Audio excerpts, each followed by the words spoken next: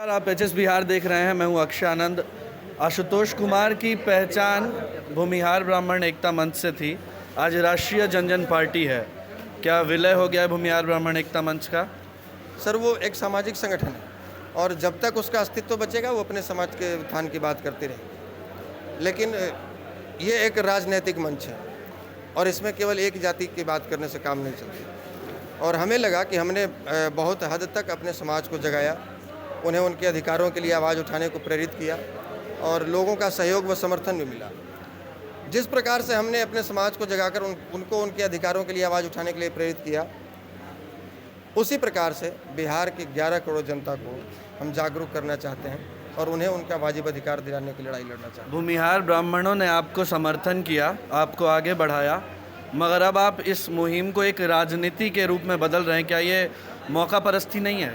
Sir, अगर हम जिनकी बात कर रहे थे, भूमिहार ब्राह्मणों की अगर बात करें, हम उनका भी भला तभी कर पाएंगे जब एक मजबूत विचारधारा वाले लोग या वैसे विचारधारा वाले लोग जो केवल सवर्ण, दलित, पिछड़े तक इसी बात तक सीमित न रहें, इससे आगे हटकर ज़रूरतमंदों की बात करें। वैसे लोगों को जब तक हम विधानसभा नहीं भेजेंगे, लोकसभा नहीं भेजेंगे, तब तक हम उनका भी भला नहीं कर पाएंगे जिनकी लड़ाई हम लड़। आशुतोष कुमार के राजनीति में आने पर भूमिहार ब्राह्मण एकता मंच क्या राय रखता है? सर, ये पूरे समाज का विचार है और हम आप देखे होंगे पटना के गांधी मैदान में विगत 7 नवंबर को, ये केवल मेरी राय नहीं है, ये केवल हमारा उद्देश्य नहीं है।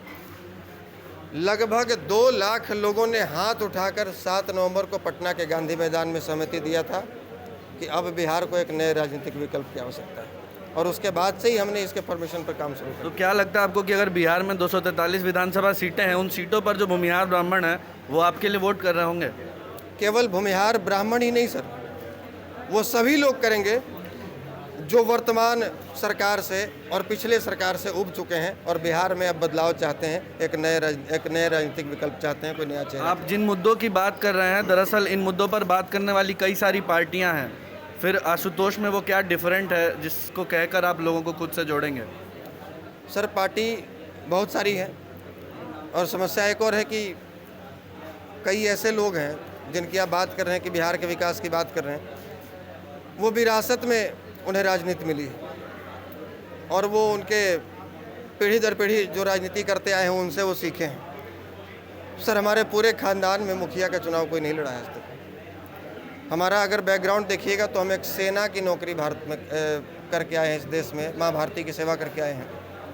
हम स्पष्टवादी हैं और नेताओं की तरह, आम नेताओं की तरह पर्दे के पीछे से हम बोलना पसंद नहीं करते। हमें जो उचित लगता है हम सामने बोलते हैं और ठोक कर बोलते हैं। इसलिए शायद बिहार की जनता को अब इसी प्रकार के लोग चाहिए जो साफ सुथरी राजनीति करें, जो मन में कुछ और बाहर कुछ और नहीं। 243 सीटें हैं, आपकी पार्टी कितनी सीटें पर जीत जाएगी सीटों पर? सर, अभी दावा हम क्या कर सकते हैं? जो भी नई पार्टी बनाते हैं वो पहले दावा करते हैं कि अगली बार हमारी ही सरकार बन रही है।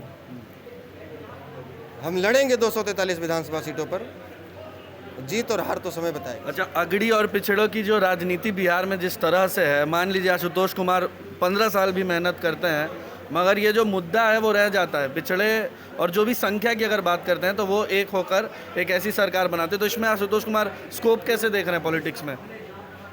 सर, एक बात करें, ठम ठोक ठेलता है जब नर्क पर्वत के जाते पाओ घर, मानव जब जोर लगाता है पत्थर पानी बन जाता है। इंसान सब मजबूत कुछ है सर, जहाँ चाह है वहीं राह है। हमने चाह लिया है, हमने ठान लिया है कि बिहार को अगड़ा पिछड़ा हिंदू मुस्लिम जात पात की राजनीति से अब ऊपर उठाएंगे और बिहार के लोगों को एक नया सोच, नई उम्मीद के साथ में वोट करने को प्रेरित करेंगे। शुक्रिया आशुतोष आपका। तो आप आशुतोष कुमार को सुन रहे थे। मैं हूँ अक्षय आनंद, एचएस बिहार के साथ। बने रहें, आपका बहुत बहुत शुक्रिया।